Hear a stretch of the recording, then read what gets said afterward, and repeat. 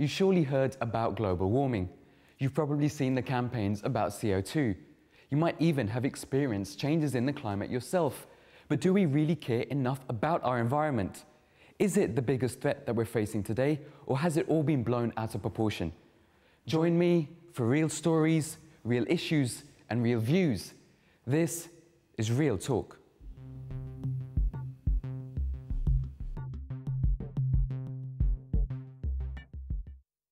Welcome to another edition of Real Talk. It's a show that takes the issues that affect young people and puts that to the forefront of today's agenda. Now, on today's show, we're going to be looking at climate change, renewable energy, and sustainability for the future. Is global warming a man-made phenomena? And if it is, then how can we, as individuals and communities, tackle that problem? Maybe it's too late to actually do anything. Well, to answer these questions, I'm joined by an expert panel with me in the studio that I'm just going to introduce to you now. First of all, I'm joined by Tom Walsh. Welcome to Real Talk. Tom's from Sustainable Merton, which is a local community environmental group. It's great to have you here on the show today.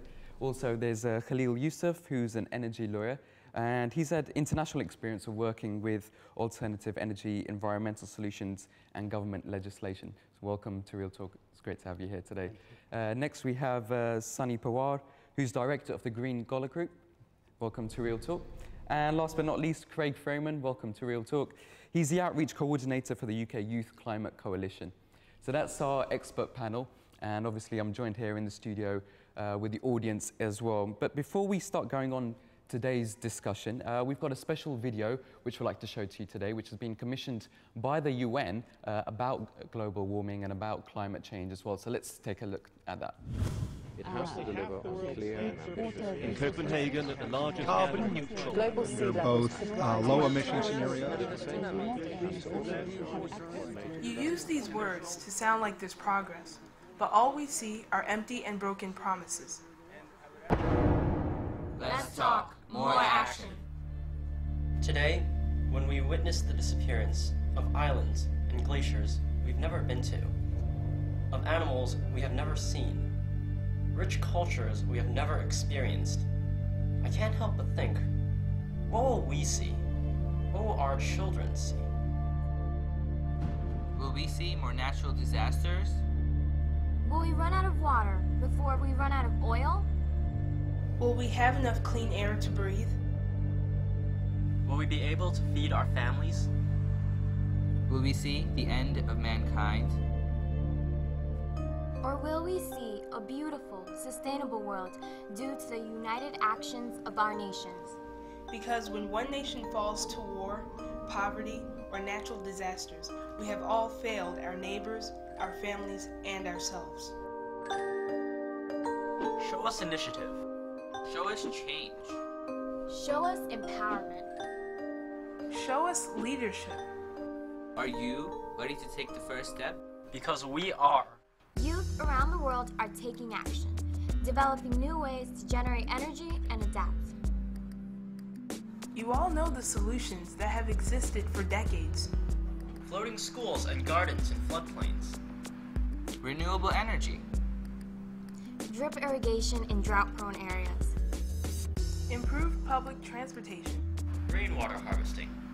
Recycling.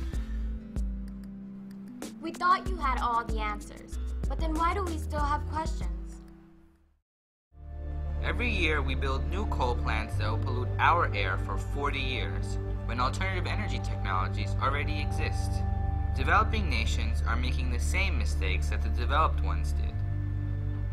When will you promote innovation the way you promoted industrialization so that their future growth won't harm others? Polluting technologies are still located in the poorest areas. Don't children in the Bronx, in Lagos, in Shanghai, and all over the world have the right to clean air and clean water? Instead of investing in so many problems, why not invest in solutions?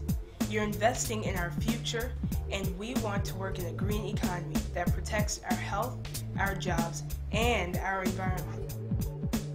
We are ready to come together to make a difference. Are you? Wouldn't it be better to be known as the first country to change and contribute than the last one to compromise and commit? You've been talking since before we were born. Now, we need to work together. It's not a choice anymore. Time is up. Well, there were some really interesting points in that video and a lot to take in. Tom, if I could start with you, let's get this discussion going from today. First of all, before we get into the topic, there's some key terms that I think it's important for us to define. For example, if I read a newspaper, I hear about carbon footprint, global warming, climate change. Specifically with climate change, what's the difference between climate change and global warming? Is there any difference? Yes and no. Climate change, as the phrase suggests, is a hitherto constant climate or a climate pattern that we're used to, undergoing change. That in itself isn't strange or unusual. That's happened for thousands of years on Earth. The problem for us is that it's happening so rapidly that it's throwing us out of kilter. Global warming is a specific result of climate change, and global warming is a very subtle process whereby the body of water on the Earth is gradually warming up. The reason that that's a problem is that even a small increase in temperature will destabilize our north and south poles. If that happens, that ice, which is sitting above the water, will become part of the water and increase the sea level of the entire planet. Okay. So really it's a global phenomenon? I'm afraid so. Yeah, it affects all of us. Not just in Putney. Khalil, Khalil, turning to you, could you shed some light on carbon footprinting and what that is? Because that's a term that we seem to hear all the time. Yes, carbon footprint is essentially the amount of consumption or energy emissions that arise out of a particular individual. So if we say that I have a carbon footprint of 5 tonnes per year, it means that the activities that I engage in on a daily basis throughout the year amount to a carbon footprint of 5 tonnes per year. There are different things that constitute that. It may be from the foods that we eat. So some argue that those that consume a large amount of meat contribute to climate change because that requires more animals who give off methane, which is a particularly harmful greenhouse gas. In addition to that, the transport choices that we make, the lighting that we use, the efficiency of our homes all contribute towards our carbon footprint and the amount of carbon emissions that arise out of our day-to-day work. I mean, one thing you just mentioned there is methane. Sunny, turning to you, I always hear about CO2 emissions, but actually methane is just as important, isn't it? It is just important, but CO2 is a gas that businesses have direct impact on, if we have direct involvement in. Okay. CO2 emissions is one thing that we can control for our own activities. Right. While methane, as described, is the end process of products. So CO2, yes, it is the current buzzword, but it's one gas that we currently have a large impact on, and it's one that we can have a huge impact in reducing. Craig, we've discussed these general terms that are always used. Do you think the young people today are actually aware of these terms and what they really mean? I think in large part, young people get the basic scientific concept because maybe unlike a generation ago, climate change is in the national curriculum, so they do get taught it in science.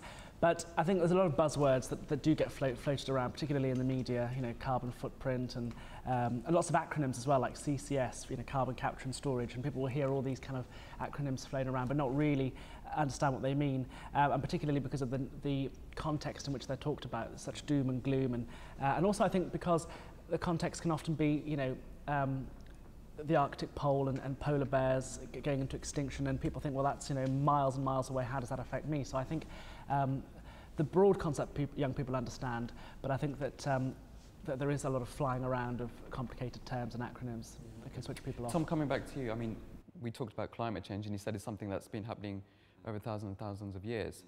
So if that's the case, then why are we discussing our role in this? Isn't it just a natural phenomena? Yes, it is. There's a means of checking what's happened in our climate. Very clever technique adopted in the Antarctic, whereby you drill down into a core of ice and you can do analysis of that core because it's actually a history book of our world. Through that, we now have an accurate picture, and that our climate has changed 7 times in the last few millennia. So there is a sort of a graph going there, but we now refer to something called the hockey stick, which is this graph has done that 7 times, but the last time, which is the time we're living in, has done that. So we have a graph that's shaped like a hockey stick. That's where, if you like, our activities are called into question, because if normal procedures were going along, that graph would carry on in a straight line. The fact that it's done that suggests that for the last 50, 100, 200 years, our activity on this planet has exacerbated the situation and is bringing us nearer to that scenario that I described of water melting in the top and the bottom of the Earth and causing a rise in sea level. That's, if you like, its simplest term. Yeah, okay. So clearly, what are the actions that we're doing that's causing that effect? Well, I mean, it's a very good question, actually, because the question that you ask underlines the whole debate about climate change. Of course, there are 2 different terms, and perhaps if I could just define the difference between the 2. There's climate change, as Tom has so helpfully described, and there's man-made climate change. So there's climate change that's caused as a result of the activities of man. I want to take you back a little bit, perhaps a couple of hundred years to the late 1800s, at a time when we had something called the Industrial Revolution. At that time, electricity, having been invented, was begun to be used for manufacturing, and in order for the manufacturing processes of some of the developed nations now, like Britain and America and others, to be able to advance their economies through processes of electrification. What that effectively did was it gave rise to a large number of power stations, particularly coal-fired power stations, which gave off a lot of emissions. And combined with that, we've had a very significant increase in population. So from about 1.6 billion, according to United Nations figures, just around the time of the Industrial Revolution, all the way up to 6.1 billion now. Right. So the combination of increasing populations of an industrial revolution has meant that we've needed much more power.